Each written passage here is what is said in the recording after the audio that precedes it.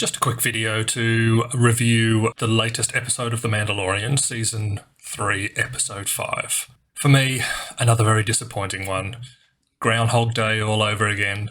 We get an event that occurs with seemingly no linkage to the A plot or B plot of this season. It arises out of nothing and dissipates back into nothing. So let's unpack that a little bit. The only clear plot that we've been shown so far this season is the Mandalorians and their quest to find a permanent home for themselves. My assumption here being that eventually they'll end up reclaiming their home world of Mandalore. Now, I'm calling this a B plot because there's not enough meat there to really call it the A plot. There's little to no conflict involved in this storyline. There's no group, organisation or individual that's acting against them to prevent them from achieving their aims. And in fact, all they seemingly need to do to recover Mandalore is to jump on a ship and fly there, given that we've established previously that the air is not toxic and is actually breathable. There seems to be nothing obvious to prevent this plotline from simply resolving itself. What this show has been missing from the beginning is an A plot. All we've been given so far are a few little clues, a few hints.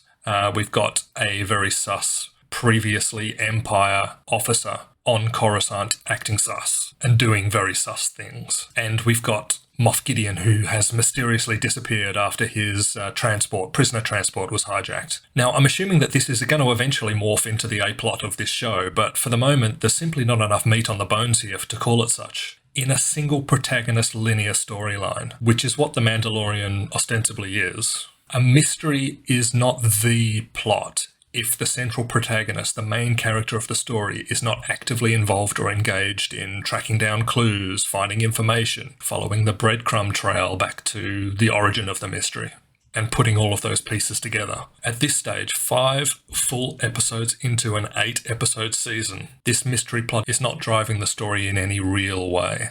So, what we're left with in this episode is one in which the Pirate King decides to invade Navarro.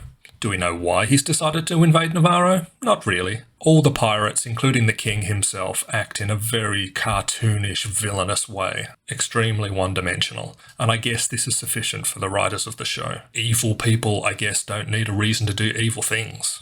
Now, the Mandalorians, of course, ride in to the rescue and seemingly kill or capture all of the pirates with relative ease. And then the event is over. And, what did it achieve exactly? How did the central event in this episode help to advance either the A or B plots of the show in any kind of tangible way? Now, a couple of nitpicks before I close this out. First of all, I'm really disliking the way it seems as though anybody can just jump in a starship and instantaneously travel from one side of the galaxy to the other. In this case, we get an officer from the New Republic who gets the message from Navarro about how there's trouble arriving, and he just jumps in his light ship, whips over to Coruscant.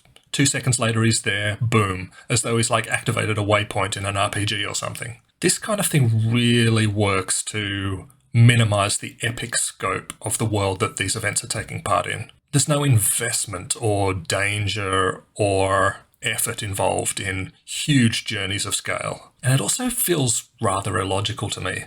My picture of the planets in the Outer Rim are always that they're relatively lawless places, abandoned by the New Republic, forced to scratch a living together through junk trading and piecing together old pieces of technology and rusting and falling apart equipment. But now we're being asked to believe that just anybody can just zip to Coruscant and back. Surely this would mean that there's little to no barrier to efficiently trading with the Outer Rim planets at all. It should also, in theory, mean that any forces of the New Republic can just act almost instantaneously to any troubles that occur any part of the realm. So, in this case, why should the Outer Rim planets have evolved in the way that they're depicted as? Now, final nitpick, and please, you Baby Yoda fanatics out there, go easy on me. I just wonder what purpose Grogu plays in this series. The first 2 seasons it was obvious. He was basically the prince, like the princess in a fairy tale, right? Innocent and physically weak, needing to be rescued and delivered to safety. But what is his purpose now? Is he basically Mando's pet? Does he exist to... Is he like a cat? Does he exist to show up on screen and get the audience going, oh, how cute? Perhaps the intention will ultimately be for him to become something like a sidekick, hence the training sequence at the end of the last episode.